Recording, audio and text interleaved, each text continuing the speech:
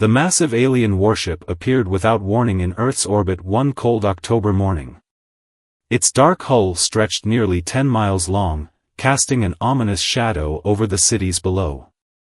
Military bases worldwide went into high alert, but before any nation could respond, the ship broadcasted a message in perfect English across every communication channel on the planet.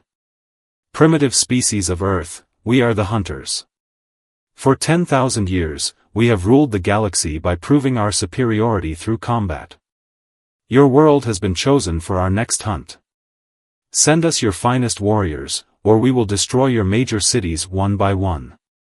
You have 24 hours to comply.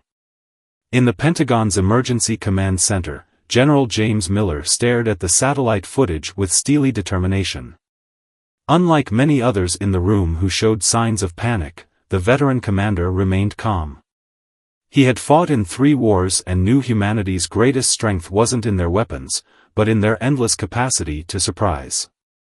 "Sir, what should we do?" asked Lieutenant Robert Adams, his aide. "Their technology is clearly centuries ahead of ours. Our best weapons might not even scratch their ship." The general smiled slightly. "Lieutenant, throughout history, humanity has faced predators that were stronger, faster, and more naturally armed than us. Yet here we stand, at the top of Earth's food chain. Want to know why?" Before the young officer could respond, Miller continued, "Because we don't fight fair. We use our minds. We adapt. We overcome. And most importantly, we work together." Within hours, Miller had assembled an unusual team: Tom Walker, a retired cage fighter known for his unorthodox fighting style; Dr. Anna White, a brilliant military strategist and expert in animal behavior; and Mark Cooper, a former Special Forces operator who specialized in improvised warfare. "Ladies and gentlemen," Miller addressed the team, "these aliens think they're apex predators coming to hunt easy prey.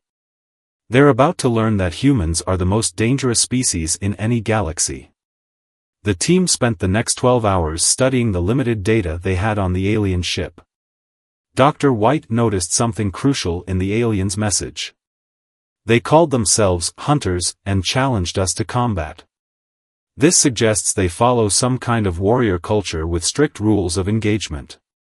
We can use that against them. Tom Walker nodded in agreement. In the fighting world, the most dangerous opponents aren't always the strongest. They're the ones who can think on their feet and do the unexpected. As the deadline approached, the team put together their plan. Instead of sending their best warriors as requested, they would send a message of their own. Mark Cooper had come up with an idea so audacious it just might work. The next morning, exactly 24 hours after the initial threat, the aliens received Earth's response. General Miller stood before a global broadcast camera, his voice steady and confident. "To the hunters, we accept your challenge, but with one condition. Since you claim to be superior hunters, prove it. We choose the hunting ground, Earth's Amazon rainforest. No advanced weapons, no spacecraft. Just you against 3 of our warriors, using only tools we can both craft from the environment. After all, a true hunter doesn't need technology to prove their worth." The response came within minutes.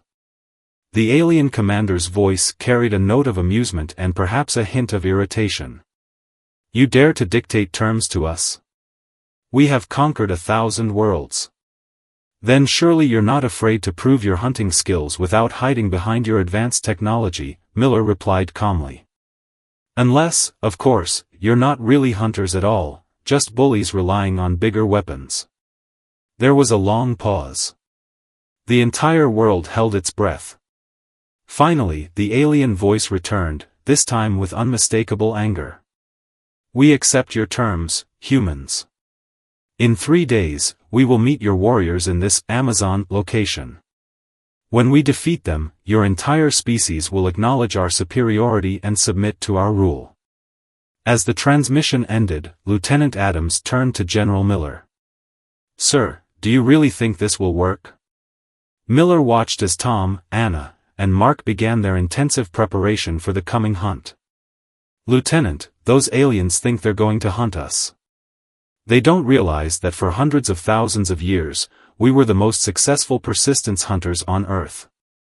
We didn't become the planet's dominant species by being easy prey." The next 3 days would prove just how dangerous humans could be when cornered, and how much the aliens had underestimated the creatures they thought would be easy targets. Deep in a military facility near the Amazon rainforest, Tom, Anna, and Mark underwent intense preparation for their upcoming encounter. The facility's training room had been transformed into a mock jungle environment, complete with obstacles and varying terrain. The air was thick with humidity, deliberately matching the conditions they would face. Dr. Anna White stood before a large screen showing thermal images of various predatory animals.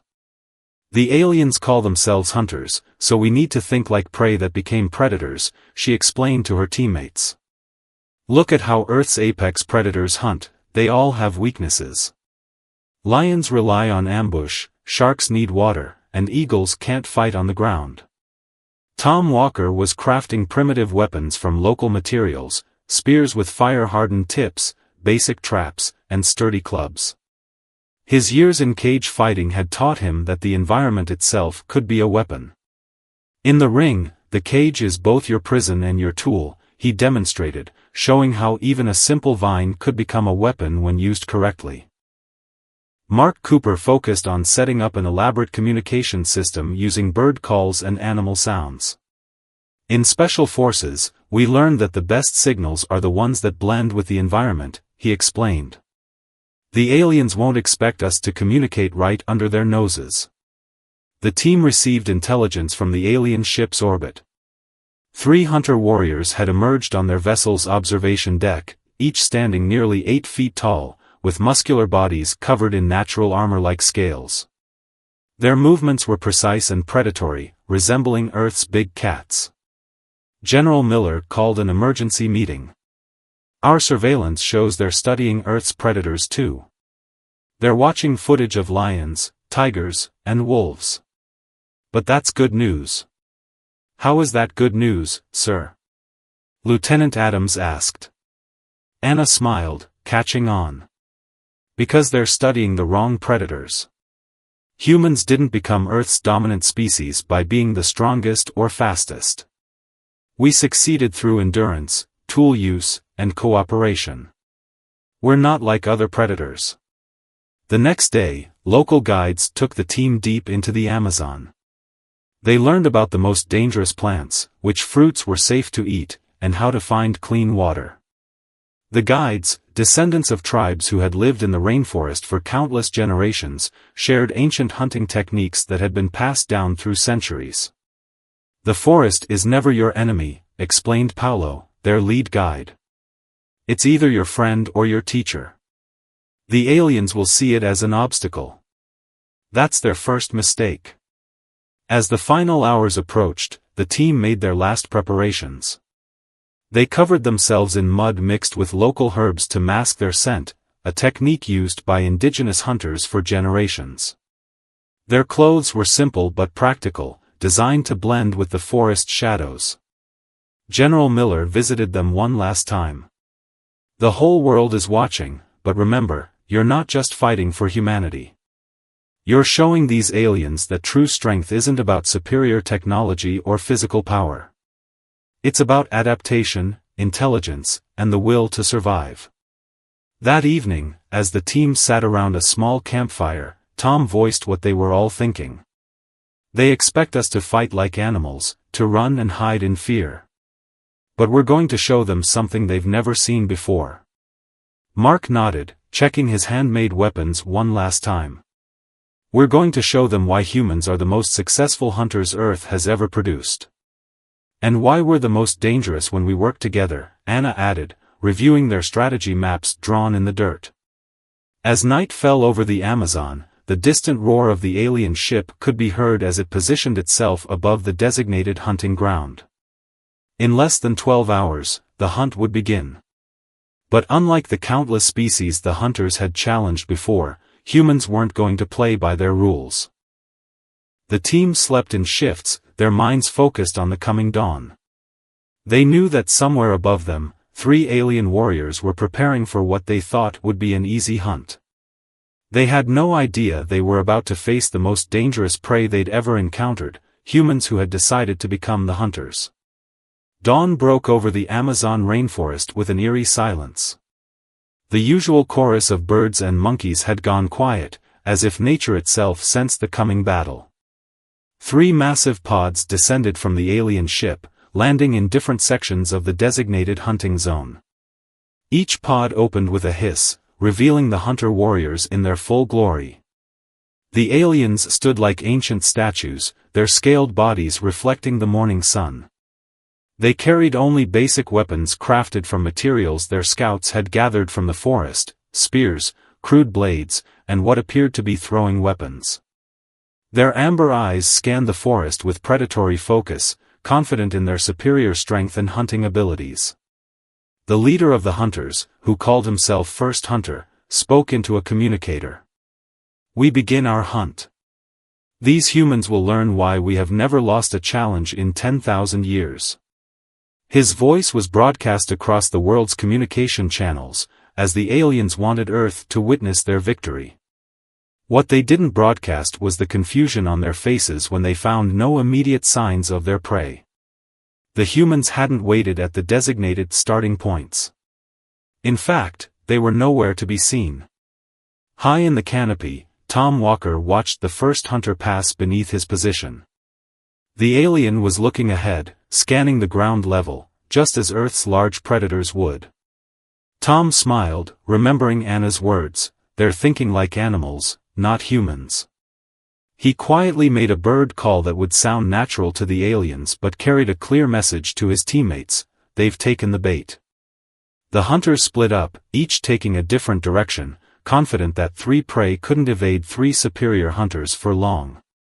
The second hunter moved through the forest like a stalking tiger, his movements fluid and powerful. He passed several obvious human tracks, too obvious. Mark Cooper watched from his hiding spot, covered in mud and leaves. The tracks he'd left were deliberate, leading the alien exactly where the team wanted him. Years of special operations had taught him that the best trap was one the enemy walked into willingly. The third hunter was the first to show signs of frustration. 2 hours had passed, and they hadn't caught even a glimpse of their prey. The human scent trails seemed to go in circles or disappear entirely. Unknown to him, Anna's research into animal behavior had paid off.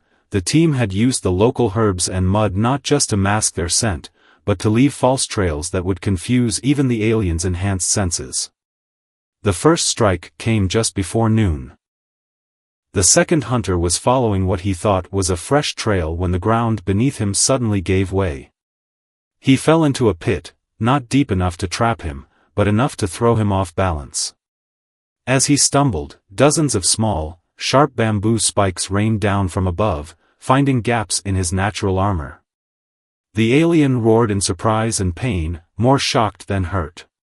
But before he could recover, something heavy swung through the trees, striking him squarely in the head. Tom had used the pit trap as a distraction for his real attack, a massive log suspended by vines, aimed perfectly at the alien's temple. The second hunter fell to his knees, dazed. His confidence shattered. He now understood that he wasn't hunting simple prey, he was fighting against intelligent opponents who had turned the entire forest into a weapon. The first hunter heard his companions roar and moved to assist, but found himself struggling through a section of forest that seemed to fight against him. Every step tangled him in vines that hadn't been there moments before. Mark had spent hours preparing this section, creating a maze of tripwires and snares that could be activated with a single pull of a vine. Anna's voice echoed through the trees, using the acoustics of the forest to make it seem like it came from everywhere at once. "Welcome to Earth, hunters. You wanted to prove you're the greatest predators in the galaxy? First, you'll have to prove you can survive being prey." As the aliens began to realize the true nature of their situation, the forest around them came alive with movement. Bird calls echoed from all directions, carrying messages they couldn't understand. The ground itself seemed to shift and change, making every step uncertain. And somewhere in the shadows, 3 humans were systematically dismantling everything the hunters thought they knew about hunting and prey. The afternoon sun beat down on the Amazon rainforest as the hunt entered its 6th hour. The second hunter had recovered from Tom's attack but moved with newfound caution, his pride wounded more than his body. The aliens' initial arrogance had been replaced by growing frustration and, though they wouldn't admit it, the first stirrings of fear. "These humans," the first hunter growled into his communicator, "they fight like no prey we've ever encountered." His scaled skin bore several small wounds from primitive traps, nothing serious, but each injury was a reminder that his supposed inferiors had drawn first blood. The third hunter suddenly stopped in his tracks. Something was different about this part of the forest. The ground looked normal, but his instincts screamed danger. He picked up a fallen branch and tossed it ahead of him. The ground erupted in a cloud of caustic smoke, a trap made from crushed fire ant nests and certain acidic plants Anna had identified during their preparation. As the alien stumbled backward, coughing, Mark's voice carried through the trees. "Having trouble breathing? Imagine how Earth's creatures feel when your kind destroys their worlds." The taunt was calculated, part of their psychological warfare. Every step the aliens took now was hesitant, every shadow potentially hiding another trap. Tom had positioned himself near a river bend, where the rushing water masked any sounds he made. He'd learned from the local guides that certain clay deposits could be mixed with river water to create a slick, almost invisible coating on rocks.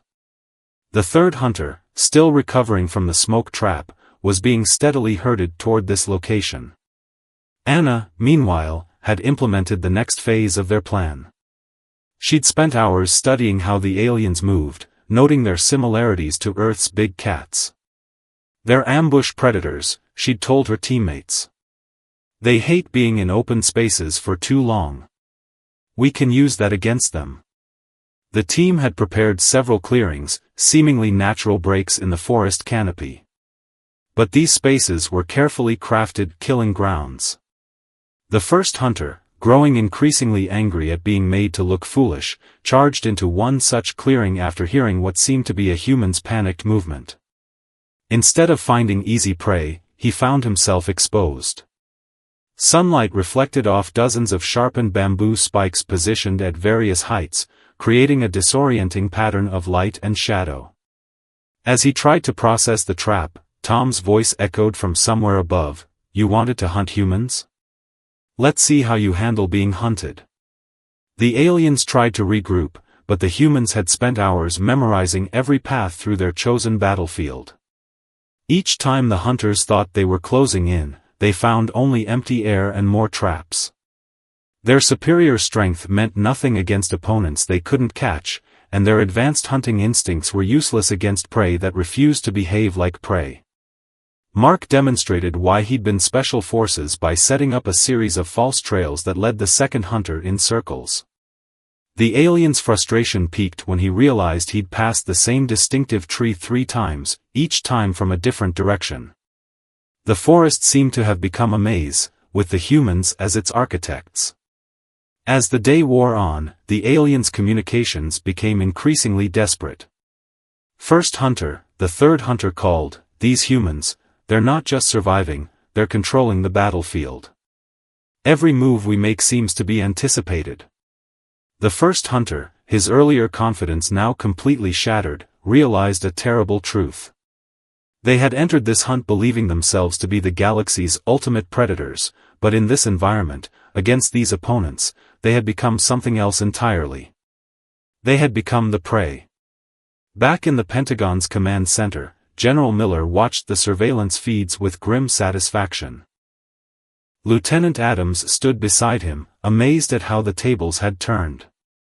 "Sir, they're some of the most advanced beings in the galaxy, but they're being beaten by sticks and stones." Miller nodded, a proud smile on his face. "That's because they made the oldest mistake in combat, Lieutenant. They assumed technological superiority meant tactical superiority. But humanity didn't become Earth's dominant species through strength alone, we did it through intelligence, adaptation, and most importantly, working together. As the sun began to set, the hunt was far from over, but one thing had become crystal clear: the aliens were about to learn why humans were the most dangerous species they'd ever encountered. As twilight approached, the Amazon rainforest transformed into an even more dangerous battlefield. The setting sun cast long shadows through the canopy, turning every tree into a potential hiding spot. The three alien hunters had finally realized their mistake. They'd walked into an elaborately prepared trap, and their prey had been manipulating their movements from the very beginning. The first hunter's communicator crackled with static as the second hunter's panicked voice came through: "They're everywhere and nowhere.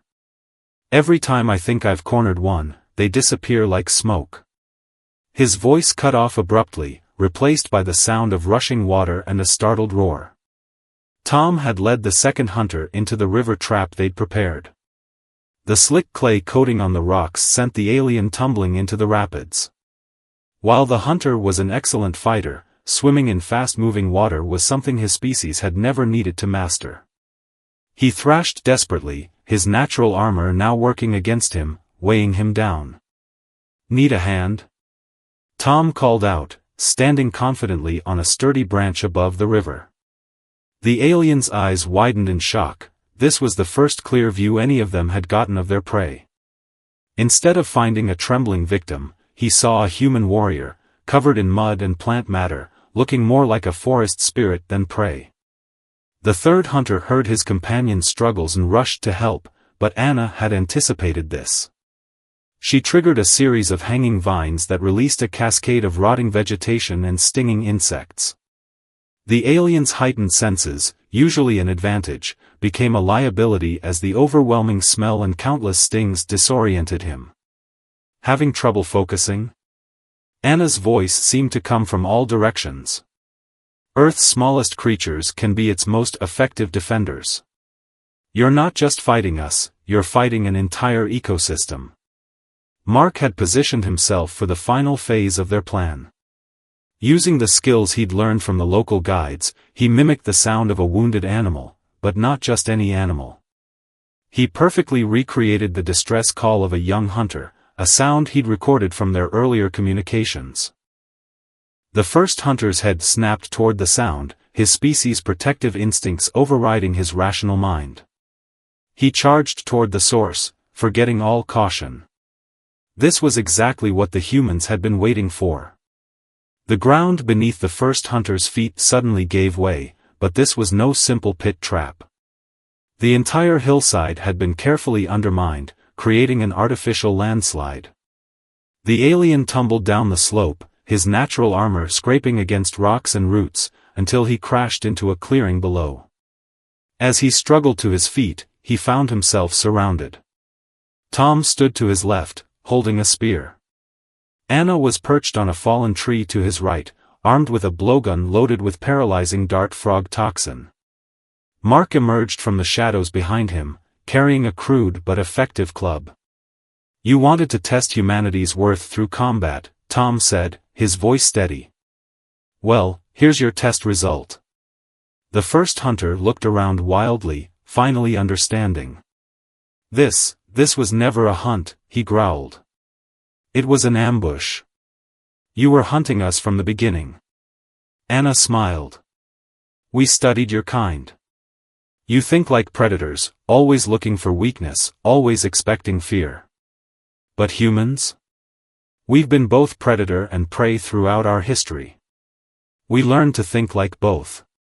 And that," Mark added, "makes us more dangerous than any purely predatory species could ever be." Through his communicator, the first hunter could hear his companion's similar situations, the second hunter still struggling in the river, the third hunter blinded and confused by the insect attack. Their perfect record of victories across 1,000 worlds was about to end, not in glorious combat, but in clever traps laid by what they'd thought was primitive prey. In the command center, General Miller watched with satisfaction as the aliens' vital signs showed increasing panic. Lieutenant Adams shook his head in amazement. "Sir, they never had a chance, did they?" "No, son," Miller replied. Because they made the same mistake every overconfident predator makes, they forgot that intelligence, teamwork, and adaptability are the deadliest weapons of all. Night had fallen over the Amazon rainforest, and the sounds of nocturnal creatures began to fill the air. The three alien hunters stood in the clearing, disarmed and surrounded by their human opponents. Their mighty forms, once intimidating, now seemed diminished in the face of their complete defeat. The first hunter broke the tense silence. In 10,000 years of hunting across the galaxy, no species has ever defeated us. How? How did primitive beings like you manage this? Tom stepped forward, still holding his spear but no longer in an aggressive stance. You call us primitive because we don't have your technology. But survival isn't about having the best weapons, it's about using what you have in the smartest way possible. Your mistake, Anna added, was thinking that being an apex predator makes you invincible. On Earth, even the mightiest predators can fall prey to smaller, smarter creatures working together. The alien ship hovering above the Amazon had broadcast the entire hunt to the world, just as they'd planned to showcase their superiority. Instead, billions of humans watched as their species representatives demonstrated why humanity had survived every challenge Earth had thrown at them. In the Pentagon's command center, cheers erupted as the final moments of the hunt played out on the screens. General Miller remained stoic, but a proud smile crossed his face. Lieutenant Adams couldn't contain his excitement. Sir, what happens now? They've never lost before. Miller's expression grew serious. Now comes the most important part, son. How we handle victory is just as important as how we achieve it. Back in the clearing, Mark approached the second hunter, who was still coughing up river water. Instead of gloating, he offered the alien a hand up. Your people pride themselves on learning from every hunt, right? Well, here's a lesson from Earth. True strength isn't about dominating others, it's about knowing when to show mercy. The third hunter, his senses finally clearing from the insect attack, spoke up. Why help us now? You've won. By our own laws, Earth has earned the right to demand our submission. Anna shook her head. We didn't fight to dominate you. We fought to protect our home and to prove that being technologically advanced doesn't make you superior. There's always more to learn, even for species that think they know everything. The first hunter studied the humans carefully, his earlier arrogance replaced by something new, respect. In all our hunts, we've encountered species that fought with strength, with technology, even with desperation. But you fought with wisdom. You turned our own pride against us. Tom planted his spear in the ground, a gesture of peace. Then take that wisdom back to your people. Tell them about the species that beat you not with superior weapons, but with intelligence and cooperation. Tell them why trying to dominate others through force will always eventually fail. The alien leader was quiet for a long moment, then made a gesture that his companions clearly recognized as significant. They straightened up, their postures changing from defeated to formal. By the ancient laws of the hunt, we acknowledge your victory. Earth will be marked not as a hunting ground, but as the home of a species worthy of respect. In orbit, the massive alien ship's weapons powered down for the first time since its arrival. Across Earth, millions celebrated as the immediate threat passed. But in that Amazon clearing, something more important was happening. Two species were learning from each other. General Miller's voice came through on the team's communication devices. Well done, all of you. You've not only protected Earth, you've shown the galaxy something they never expected to see, humanity's true strength. As the alien hunters prepared to return to their ship, the first hunter turned back to the humans. We came here believing we would find primitive prey. Instead, we found teachers. Our people will not forget this lesson. The humans watched as their former opponents disappeared into their retrieval pods. They had won more than just a victory in combat, they had won a chance to change how an advanced species saw the universe and its inhabitants. 1 week after the historic hunt, the Pentagon's main conference room hosted an unprecedented meeting. Tom, Anna, and Mark sat at a large table alongside General Miller, facing holographic projections of the first hunter and several other alien leaders. The meeting was being broadcast globally, as humanity's first official diplomatic contact with an advanced galactic civilization. "Our council has reviewed the events in your Amazon region," a senior alien official announced, his form shimming in the hologram. "Never before has a species turned our own challenge hunt into such a profound lesson. You didn't just survive, you changed our understanding of what strength truly means." The first hunter spoke next, his voice carrying newfound respect. "We have spent millennia believing that technological advancement and physical superiority were the measures of a species' worth. You proved that wisdom, creativity, and cooperation are far more valuable traits."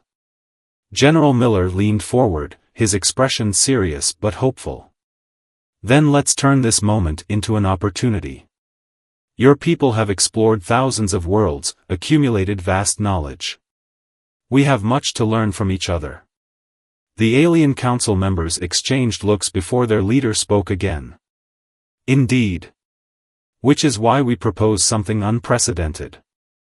Instead of marking Earth as merely protected status, we wish to offer your species full membership in the Galactic Assembly." The room erupted in excited murmurs. Lieutenant Adams, standing by the door, couldn't contain his amazement. "Full membership? Sir, what does that mean?" Anna, who had been studying the aliens' communications carefully, answered. "It means they're offering to share their knowledge with us. Not because they're forced to, but because they want to." The first hunter nodded. "Your species has something unique, the ability to think both as predator and prey, to combine primitive wisdom with advanced thinking. This perspective could help prevent conflicts across the galaxy." Tom looked around the room, remembering the intense battle in the forest. "A week ago, you came to hunt us. Now you're offering to be our teachers and allies. That's quite a change." "The best hunters know when to adapt," the first hunter replied. "Your victory showed us that true strength lies not in domination, but in understanding. Many species we've encountered have powerful weapons, but few have your kind of wisdom." Mark, who had remained quiet until now, spoke up. "And what about other worlds you've conquered? Other species you've hunted?" The Alien Council shifted uncomfortably before their leader answered. "Part of wisdom is acknowledging past mistakes. We will reach out to all species we've subjugated, offering them freedom and membership in the Assembly. Earth's example has shown us a better way." General Miller stood, his posture straight and proud. "Then let this be remembered as the day when humanity's greatest victory wasn't in fighting, but in teaching. We didn't just defend our world, we helped change the galaxy for the better." As the meeting concluded and the holograms faded, Lieutenant Adams approached the team. "You three have become heroes. Everyone's calling you the people who saved Earth. How does it feel?" Anna smiled thoughtfully. "We didn't save Earth by being heroes. We saved it by being human, using our minds, working together, and showing that true strength comes in many forms." Tom nodded in agreement. Those aliens thought they were the galaxy's greatest hunters, but they'd forgotten the most important lesson about survival: it's not about being the strongest or most advanced. It's about being able to adapt, to think differently, and to work together.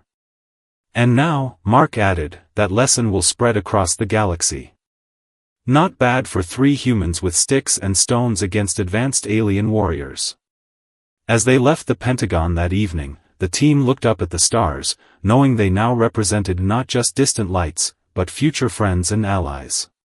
Humanity had faced its greatest challenge and emerged not just victorious, but triumphant in a way that would reshape galactic civilization. General Miller watched them leave, then turned to Lieutenant Adams. "Remember this, Lieutenant. Today we proved that humanity's greatest strength isn't in our weapons or our technology. It's in our ability to turn enemies into allies, to teach instead of dominate, and to show the galaxy that true power lies in wisdom, cooperation, and the indomitable human spirit. The alien ship remained in orbit, no longer a symbol of threat but a promise of new beginnings. Earth had taken its first steps into a larger universe, not through force of arms or technological advancement, but through the uniquely human qualities that had allowed our species to survive and thrive since the dawn of time.